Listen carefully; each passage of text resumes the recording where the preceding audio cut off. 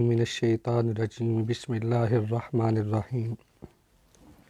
الحمد للہ رب العالمین والعاقبۃ للمتقین والصلاة والسلام علی سید الانبیاء والمرسلین نحن علی ذلک لمن الشاہدین والشاکرین والحمد للہ رب العالمین اما بعد فاعوذ باللہ من الشیطان الرجیم بسم اللہ الرحمن الرحیم من عمل صالحا من ذکر او انثى وهو مؤمن فلنحيينه حیاة طیبہ صدق اللہ العظیم وصدق رسولہ النبی الکریم الامین الرؤوف الرحیم صلاۃ والسلام علیک یا رسول اللہ وعلی آلک واصحابک یا سیدی یا حبیب اللہ الصلاۃ والسلام علیک یا نور اللہ وعلی آلک واصحابک یا سیدی یا حبیب اللہ۔ میری طرف سے تمام احباب کو السلام علیکم ورحمۃ اللہ وبرکاتہ۔ الحمدللہ اللہ کی توفیق اور اس کے کرم سے یہ خوبصورت بابرکت نشست جو ہے وہ جاری و ساری ہے۔ اللہ تعالیٰ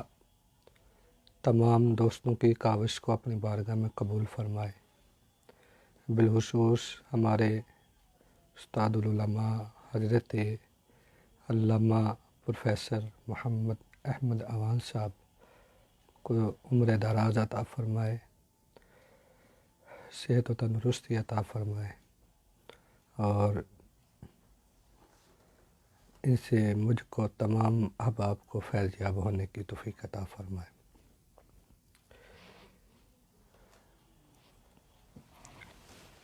میں جس طرح 2-4 دنوں سے حیات انبیاء کے حوالے سے جو ہے وہ گفتگو جاری و ساری ہے، اس حوالے سے آج انشاءاللہ اسی پر تھوڑی سی گفتگو کر کے کل اگر اللہ نے زندگی عطا کی تو انشاءاللہ انشاءاللہ موضوع کے اوپر جو ہے وہ بات ہوگی۔ میرے دوستوں اور بزرگوں، میں نے چند احادیث مبارکہ پچھلے 2-3 دنوں سے آپ احباب کے سامنے عرض کی تھی۔ اس پوری دنیا میں جو اللہ کی مخلوق ہے حضرت انسان، ان میں سے سب سے جو اعلیٰ اور افضل طبقہ ہے وہ انبیاء کا ہے، ٹھیک ہے۔ اس کے بعد جو ہے وہ صدیقین کا نمبر آتا ہے، پھر اس کے بعد شہداء کا نمبر آتا ہے، پھر اس کے بعد صالحین کا جو ہے وہ نمبر آتا ہے۔ انبیاء تو بہت اعلیٰ درجہ ہے نا ان کا، وہ سب سے اعلیٰ، اس مخلوق میں سب سے اعلیٰ جو ہے وہ طبقہ ہے۔ عام جو بندہ مومن ہے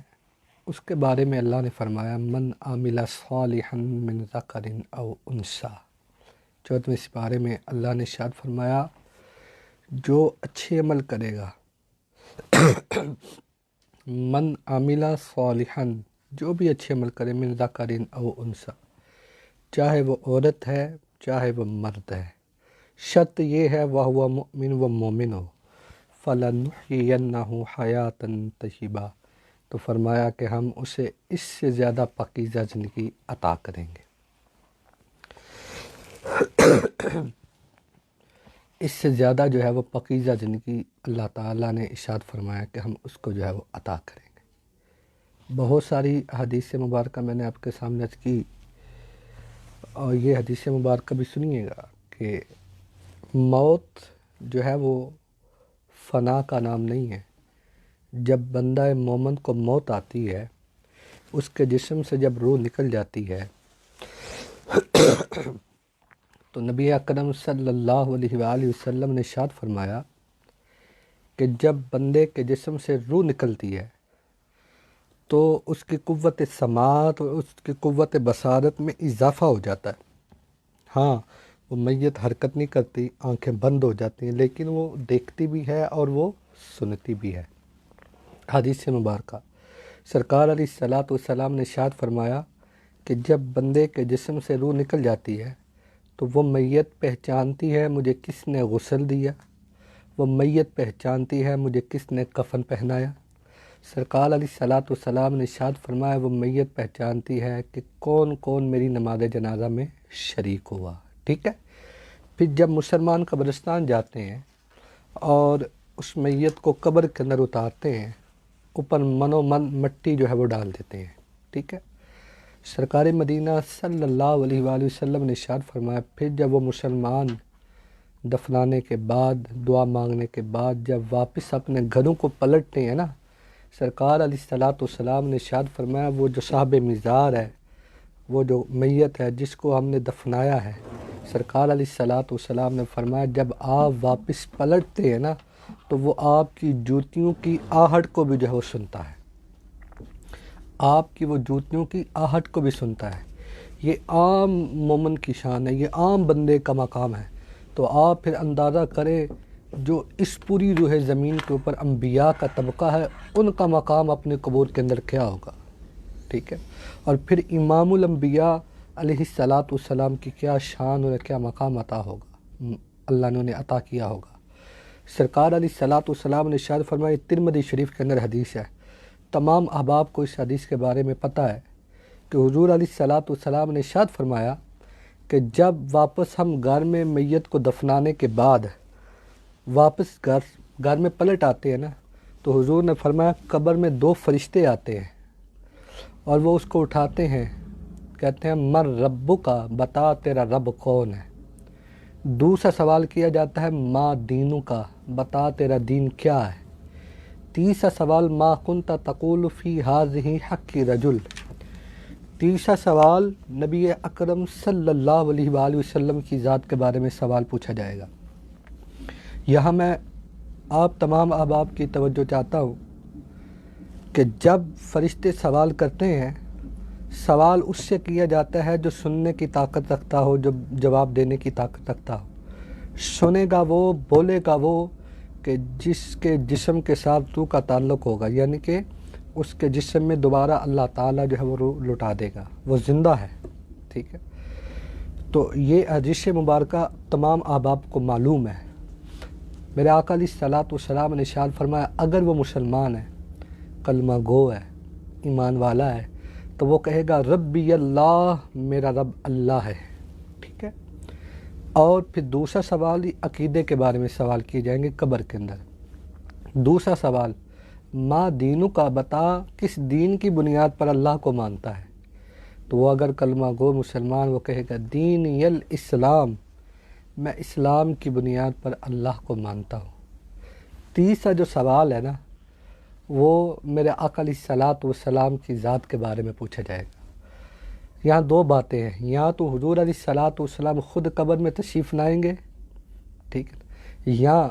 نبی اکرم صلی اللہ علیہ وآلہ وسلم کے روضہ مبارک اور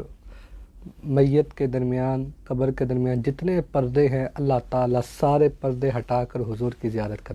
کروائی جائے گی، حضور کا چہرہ مبارک کی زیارت ہوگی، اور سوال کیا جائے گا ما کنت تقول فی ھذہ حق رجل، دنیا کے اندر ان ہستی کے بارے میں تیرا کیا عقیدہ ہے؟ اگر وہ حضور سے پیار کرنے والا، حضور سے محبت کرنے والا، حضور کی تعظیم کرنے والا، حضور پر کثرت کے ساتھ درود و سلام پڑھنے والا، حضور کی نعت خوانی کرنے والا، سرکار علیہ الصلوۃ والسلام کی ذکر سن کر خوش ہونے والے، ٹھیک ہے نا، یہ اس بندے کی شان ہے۔ پھر اللہ اسے جو ہے وہ سمجھ عطا فرمائے گا، وہ کہے گا محمد الرسول اللہ صلی اللہ علیہ وآلہ وسلم، یہ تو میرے آقا ہے جن کی ہم نعتیں پڑھتے تھے، یہ تو میرے مصطفیٰ ہے جن کی ہم تعریف کرتے تھے، جن پر ہم درود و سلام پڑھتے تھے، ٹھیک ہے۔ تو پھر فرشتے اس سے کہیں گے کہ تو ایسے سو جا جیسے پہلی رات کی دلہن جو ہے وہ سوتی ہے۔ پھر حضور علیہ الصلوۃ والسلام نے فرمایا اس کی قبر کو تحد نگاہ وسیع کر دیا جاتا ہے، جنت کے ساتھ اس کا کنیکشن ہو جاتا ہے، اور جنت سے کھڑکی جو ہے وہ ٹھنڈی ہوا کی اس کے لیے کھول دی جاتی ہے۔ پھر آگے حضور علیہ الصلوۃ والسلام نے ارشاد فرمایا اگر وہ ان سوالوں کا جواب نہ دے سکا، ٹھیک ہے، تو سرکار نے اشارہ فرمایا قبر اس طرح ہوتی ہے، ٹھیک ہے نا، اگر کوئی بندہ بے ادب ہوا، گستاخ ہوا اور خاتمہ بالخیر نہ ہوا، خاتمہ بالایمان نہ ہوا، تو میرے آقا علیہ الصلوۃ والسلام نے ارشاد فرمایا قبر ایسی ہوتی ہے نا، حضور نے فرمایا پھر وہ ایسے مل جائے گی آپس میں۔ میرے دوستوں اور بزرگوں، تو اس لیے یہ عام بندے کا مقام ہے، یہ عام بندے کی مومن کی شان ہے قبر کے اندر۔ حضور نے فرمایا قبر جو ہے وہ جنت کے باغوں میں سے ایک باغ ہے، اور جہنم کے گڑھوں میں سے جو ہے وہ ایک گھڑا ہے۔ تو اس لیے عذاب تو اسے ہوگا جو تکلیف سہنے کی جو ہے، جس کے اندر قوت ہوگی، جس کا تعلق جس کے جسم کے ساتھ روح کا تعلق ہوگا، اور راحت اور سکون بھی وہی بندہ محسوس کرے گا جس کا تعلق جسم کے ساتھ اس کی روح کا ہوگا۔ تو لہٰذا ہر بندہ مومن اپنی قبر کے اندر اللہ کی حکم کے مطابق جو ہے اللہ کی شیا نشان ان اللہ علی کل شیء قدیر، اللہ ہر شے کے اوپر قادر ہے۔ تو میرے دوستوں اور بزرگوں، میں اس حوالے سے آخری جو ہے وہ بات عرض کرنے لگا ہوں۔ تو یہ عشاقان مصطفیٰ صلی اللہ ہمارے بزرگان دین کا عقیدہ ہے۔ سیدی اعلیٰ حضرت مجدد دین و ملت الشاہ امام احمد رضا خان فاضل بریلوی رحمۃ اللہ تعالیٰ فرماتے ہیں جب آپ کی وصال کا وقت قریب آیا تو اعلیٰ حضرت رحمۃ اللہ تعالیٰ نے فرمایا میری قبر کا جو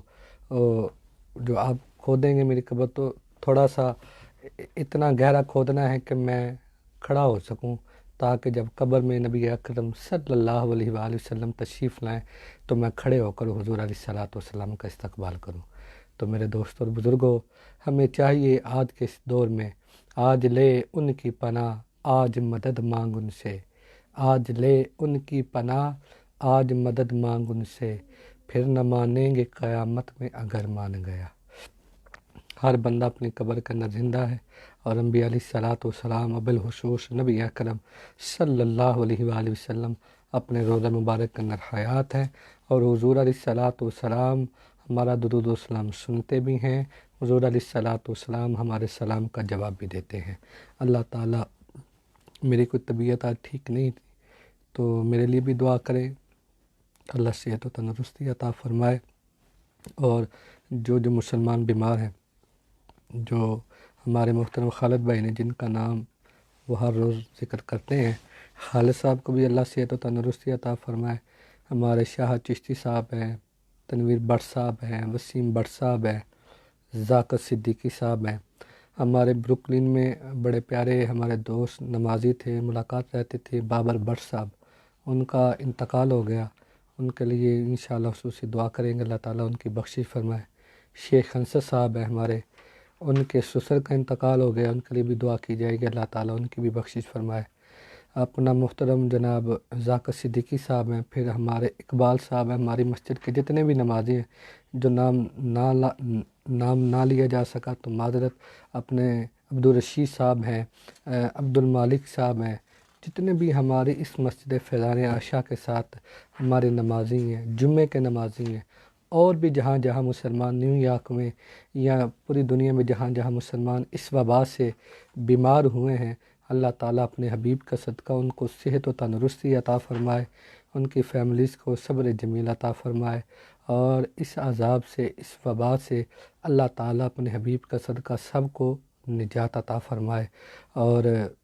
اللہ تعالیٰ تمام کی کاوش کو اپنی بارگاہ میں قبول و منظور فرمائے۔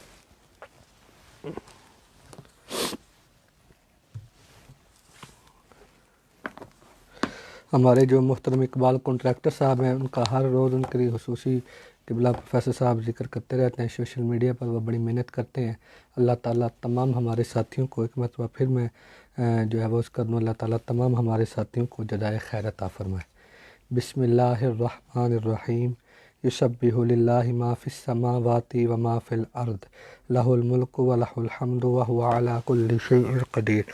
والذی خلقکم فمنکم کافر ومنکم مؤمن واللہ بما تعملون بصیر، خلق السماوات والارض بالحق وصورکم فاحسن صورکم والیہ المصیر،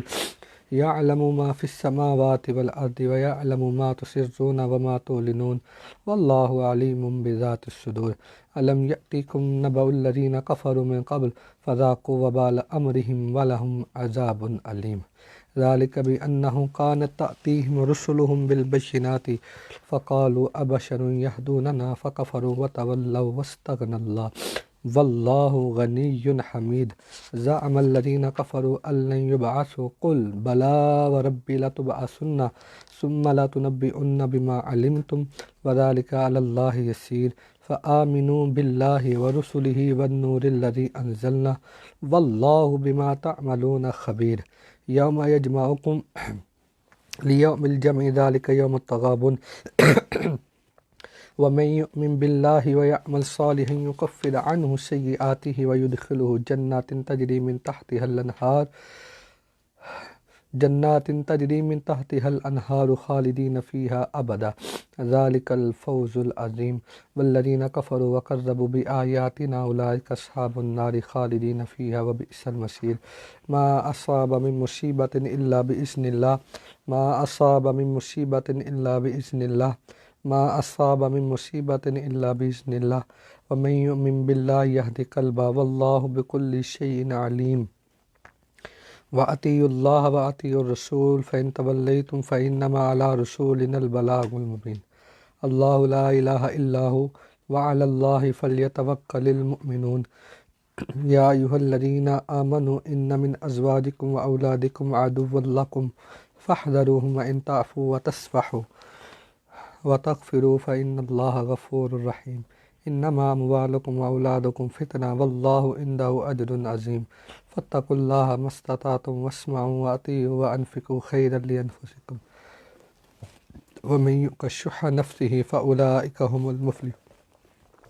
إن تقرضوا الله قرضا حسنا يضاعفه لكم ويغفر لكم والله شكور حليم. عالم الغیب والشہادة العزیز الحکیم.